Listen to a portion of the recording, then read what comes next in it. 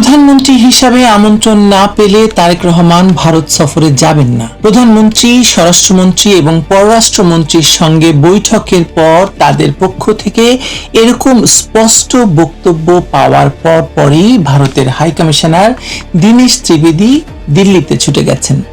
ধারণা করা হচ্ছে সেখান থেকে একটি বর্ধিত আমন্ত্রণপত্র হাতে করেই তিনি বাংলাদেশে ফিরবেন এবং সেখানে তারেক রহমানকে বিমস্টেকের প্রধান নয়, বাংলাদেশের প্রধানমন্ত্রী হিসাবে একদিন দিল্লিতে দ্বিপাক্ষিক সফরে থেকে আসার কথা সুস্পষ্ট বলা থাকবে এবং তারপরই হয়তো তারেক রহমানের দিল্লি সফরের ঘোষণাটি আসবে।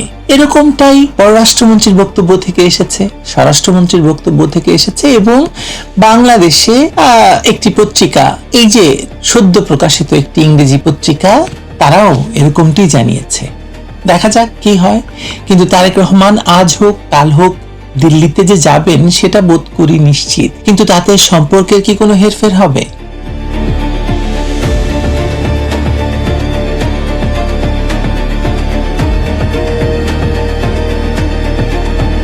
এখানে একটি বিষয় প্রথমে পরিষ্কার করা দরকার।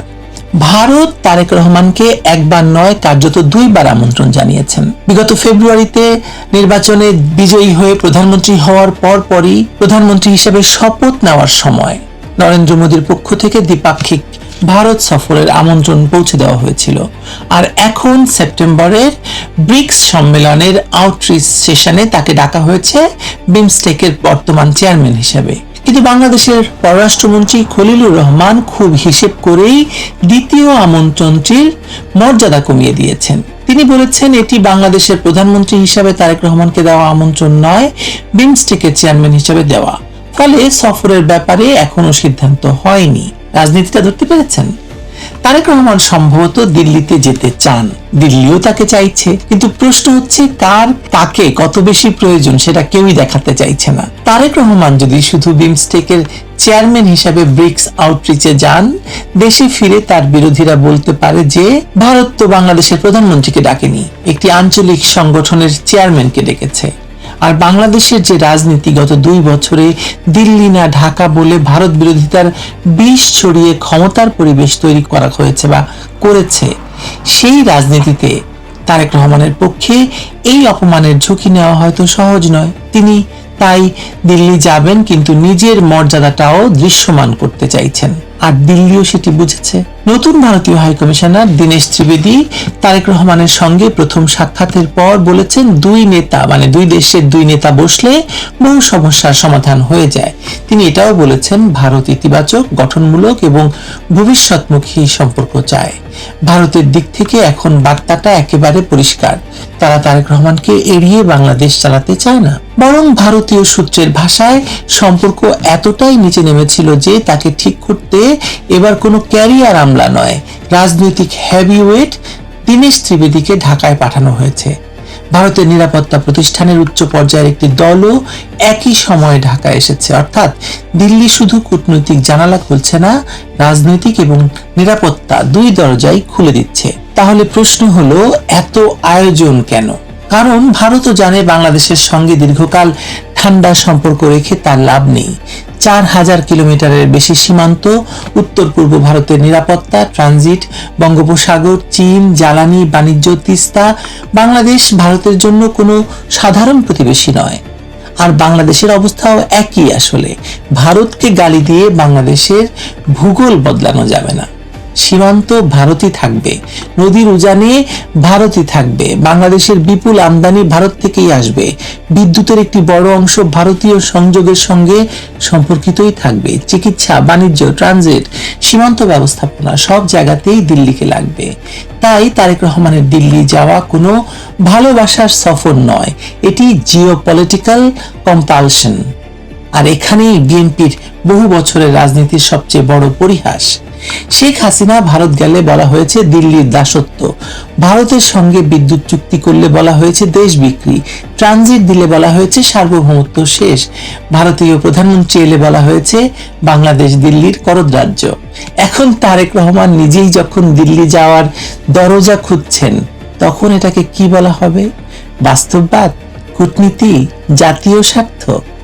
যদি তাই হয় তাহলে শেখ হাসিনা একই কাজ করলে সেটি দাসত্ব কেন ছিল? আসলে ক্ষমতার বাইরে থাকলে ভারত বিরোধিতা বাংলাদেশের জন্য বা বাংলাদেশের কিছু রাজনৈতিক দলের সবচেয়ে সস্তা পণ্য, আর ক্ষমতায় গেলে সেই ভারতই হয়ে ওঠে সবচেয়ে প্রয়োজনীয় প্রতিবেশী। তারেক রহমান সরকারও এখন সেই পুরনো সত্যের সামনে দাঁড়িয়ে আছে এবং তার জন্য সবচেয়ে বড় অস্বস্তির নাম অবশ্যই শেখ হাসিনা।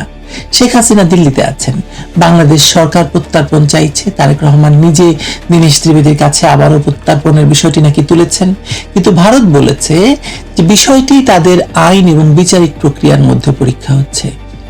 ভারতের সংসদীয় কমিটি শেখ হাসিনার ভারতে অবস্থানকে তাদের মানবিক আশ্রয় দেওয়ার ঐতিহ্যের সঙ্গে মিলিয়ে দেখছে। অর্থাৎ দিল্লি তারেক রহমানকে কাছে টানছে, কিন্তু শেখ হাসিনাকে ছেড়ে দিতে চাইছে না।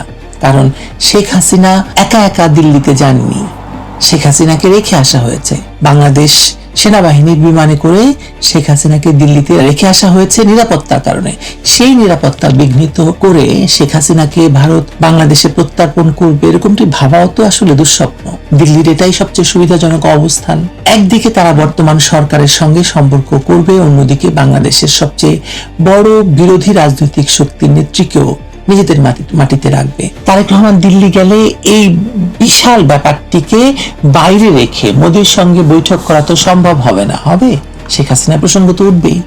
বাংলাদেশে আওয়ামী লীগের রাজনৈতিক ভবিষ্যৎ নিয়ে কথা উঠবে, ভারত বিরোধী উগ্র রাজনীতি উঠবে, চীন উঠবে, পাকিস্তান উঠবে, তিস্তা উঠবে, সীমান্ত উঠবে, আমেরিকার সঙ্গে সম্পর্ক উঠবে, বাণিজ্য উঠবে এবং সম্ভবত সবচেয়ে গুরুত্বপূর্ণভাবে উঠবে দুই দেশের নিরাপত্তা সহযোগিতা।